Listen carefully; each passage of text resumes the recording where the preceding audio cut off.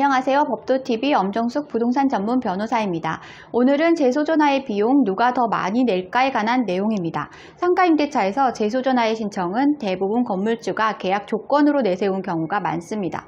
반면 재소전화의 신청은 비용이 발생하기 때문에 세입자 입장에서는 예상치 못한 지출에 부담을 느낄 수 있습니다.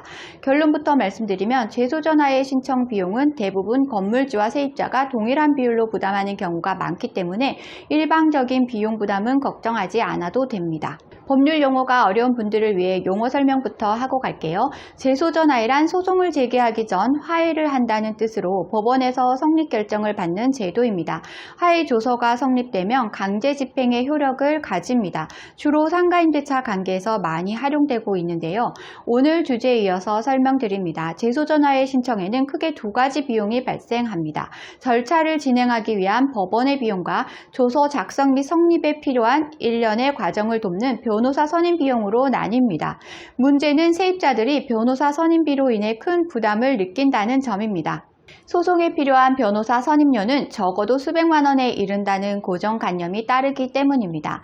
하지만 재소전화에 들어가는 변호사 선임료는 소송에 들어가는 비용과 비교해 현저히 적은 비용이 발생합니다.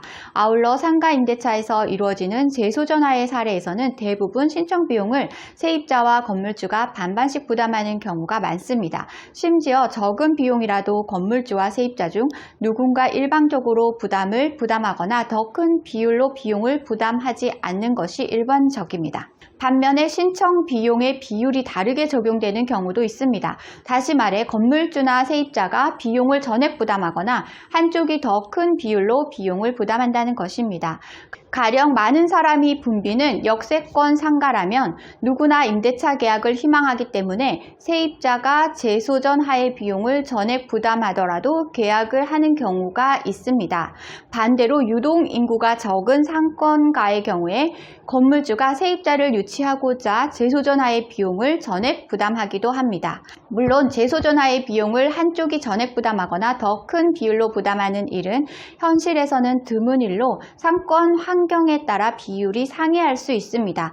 다만 대부분은 재소전화의 신청에 들어가는 모든 비용을 절반씩 부담하기 때문에 예외적인 부분은 생각하지 않아도 됩니다. 한편 건물주의 요구대로 재소전화의 신청에 동의한 세입자들은 비용에 관해 한 가지 오해의 소지가 생길 수 있습니다. 계약 종료 때 돌려받을 수 있다고 믿는 경우가 있기 때문인데요.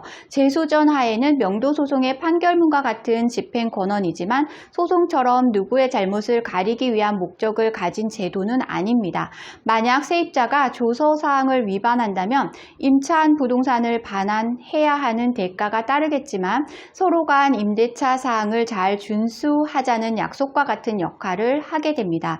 따라서 재소전화에는 계약이 끝날 때 돌려받는 보증금 같은 의미가 아닐 뿐더러 건물주 역시 반환해야 할 법적인 의무도 없기 때문에 투자금 반환이 없는 일종의 보험 개념이라고 생각하면 됩니다. 오늘은 재소전화의 비용 누가 더 많이 낼까에 관한 내용을 설명드렸습니다.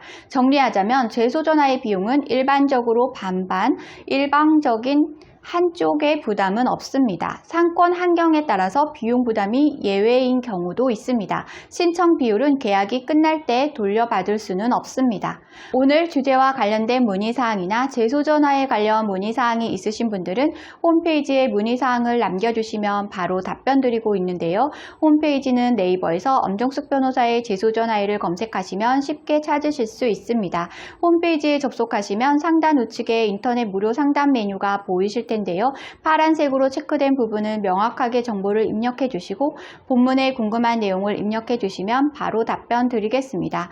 오늘은 여기까지 설명해 드렸고요. 다음에 더 좋은 부동산 법률 정보로 찾아뵙겠습니다. 저는 엄정숙 부동산 전문 변호사였습니다.